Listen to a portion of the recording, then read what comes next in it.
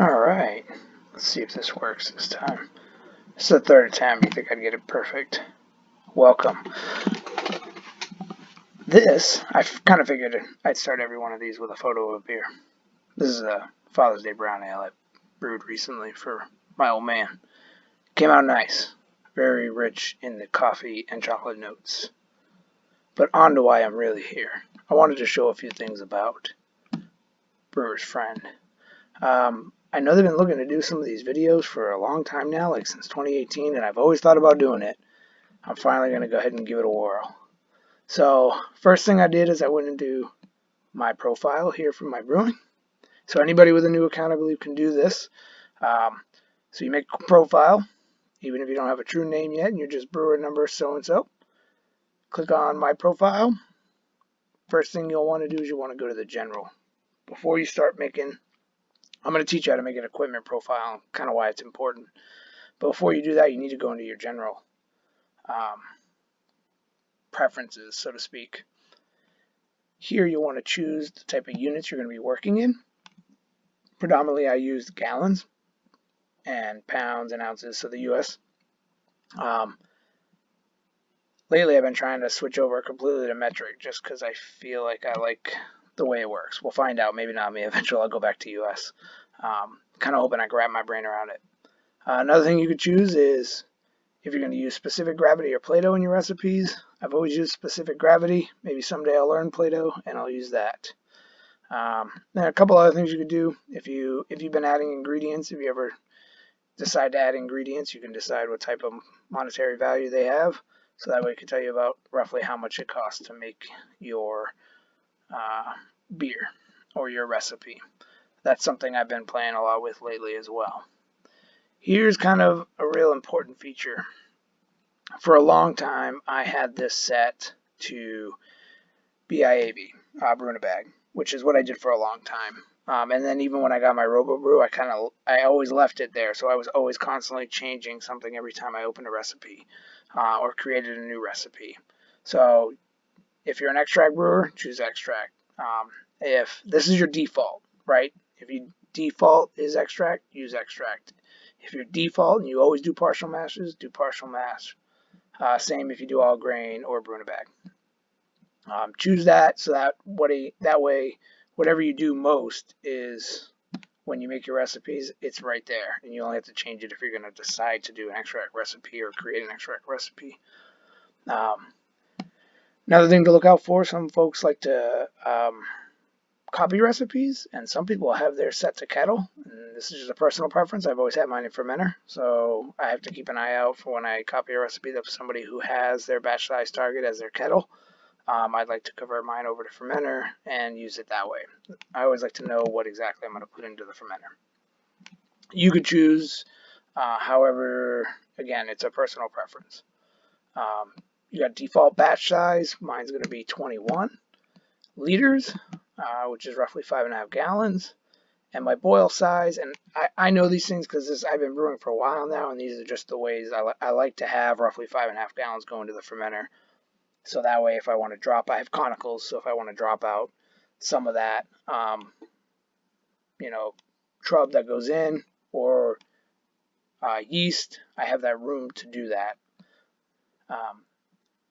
Default boil size on my RoboBrew, I usually have around 7 gallons or 26 liters as a start, and I end up with roughly about 6.5-ish towards the end. No, probably more like 6. Probably more like 6 at the end because I tend to lose half a gallon or 2. I should say a quarter or 2. So that's my default boil size. And then the rest of these are this is all like personal preference again. The type of diastatic power you use, ABV, IBUs, SRMs. I leave them in their default preference. Here's one that most people want to use. I use pellets. I assume a lot of people use pellets. However, sometimes we use lead for whole. I've done it. Doesn't mean that you can't choose that option when you're in your recipe, but this is just going to be your default. So, I think I'll scroll down here. This could be a default value for those of you that do a lot of dry hopping. I don't, so I always just plug mine in when I do Down. Well, that might be it actually. That's about it on that. It's important to set this up first so that when you get into your equipment profile and you create a new one, right, you have the right units here. So now that I'm going to try using metric, I've got liters. So you can see I have brew highlighted. That's the one I use most, but I also have a 3 gallon and a 1 gallon. I've done these batch sizes before, so I have a separate setup that I use for those. So you can click the add button and you can create a new profile. Then you're going to go through and you're going to plug in some numbers.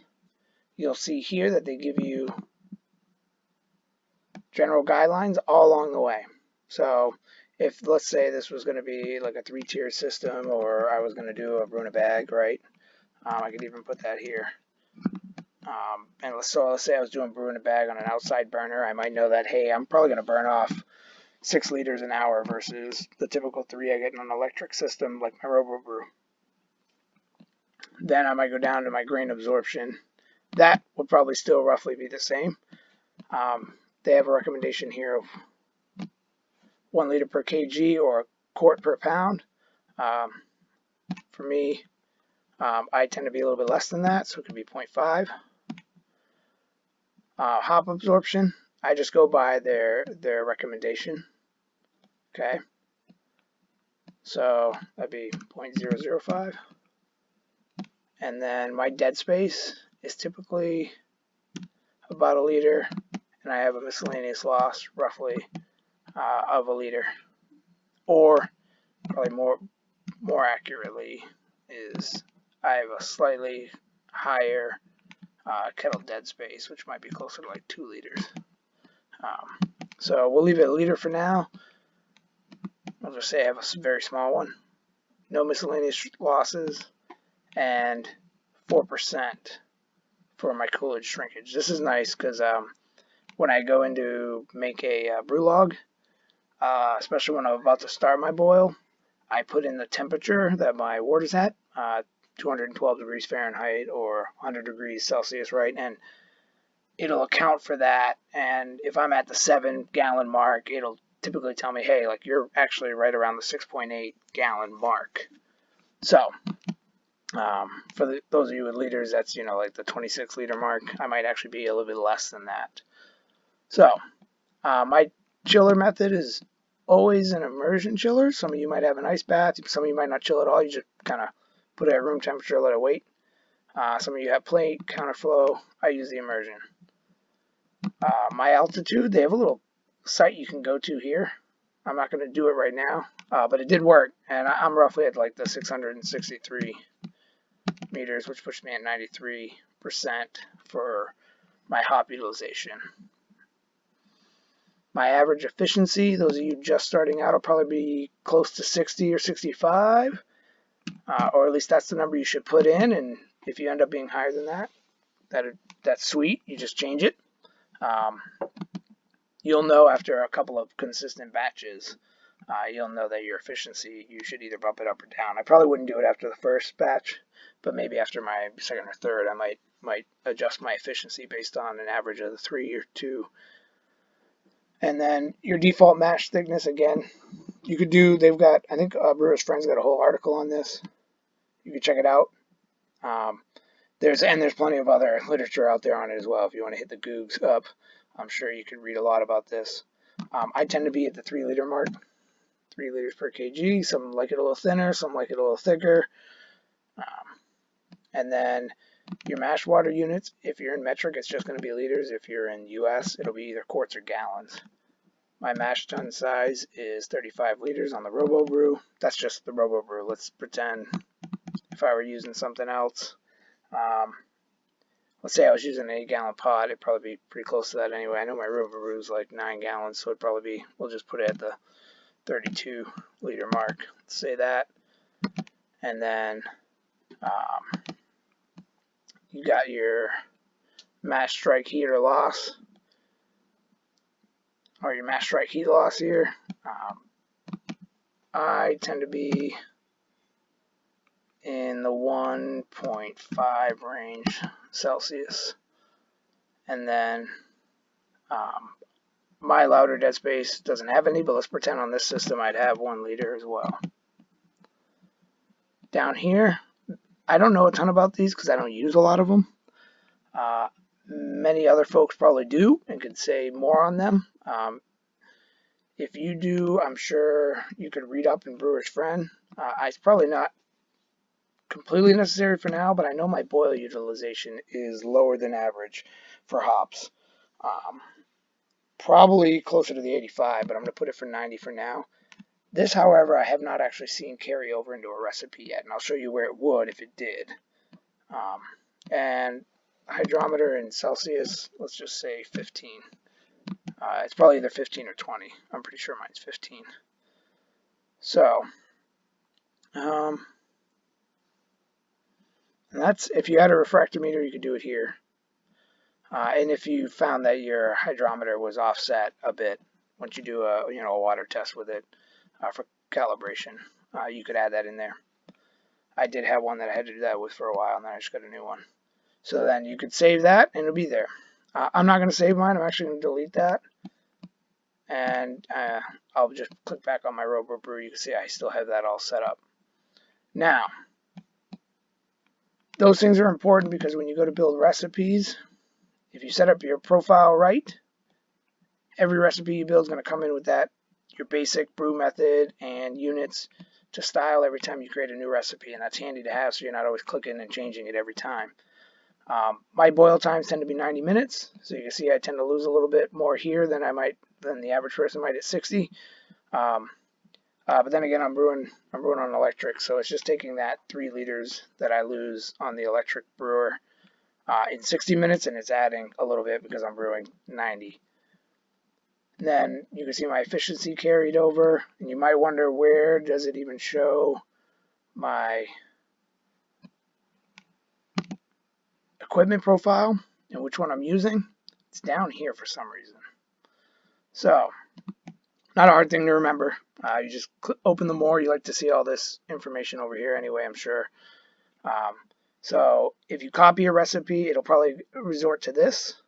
And you have to go through and pick one of your profiles. So you see mine's on RoboBrew. Why is that handy? Well, that's handy when you get down here, especially into the MASH guidelines, because you can click quick water requirements. And it'll open it up, and then this is good to have right off the bat so I know how much water I need to get ready. I'll be putting a mash thickness of 3 liters per kilogram, so 13.8. I probably round that up to 14 liters. Go with that. And then my remaining sparge water shows here because I'm doing all grain. If you're doing brewing a bag, you won't see this number here because it's assuming you're doing the whole lot at once. No sparge method.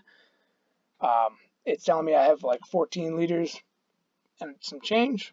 I'm probably going to use 16 liters. And I probably won't use it all, but I'll probably prep 16 liters just in case. And then I'll make sure I hit my typical mark of that 7 gallons or 26 liters, or maybe they're a little over. And then it gives me some other basic information here. And then it lets me know that the amount going into the fermenter is 21. Nice thing is you can print that. So, I mean, that's kind of a basic overview of like setting your profile up so that all of this is already imported every time you create a recipe. Or if you were to copy a recipe, you know what to adjust it to. And then your equipment profile so that you get your right water marks. And so you can hone in your equipment and then really start figuring out numbers. It really does help for consistency if you are able to do that. So that's a basic overview of that. Equipment profiles and your average profile or your general profile. From here, I'll probably try to make some videos on scaling recipes or copying recipes because I've seen a lot of talk recently about that on the forums. Anyway, thanks for listening.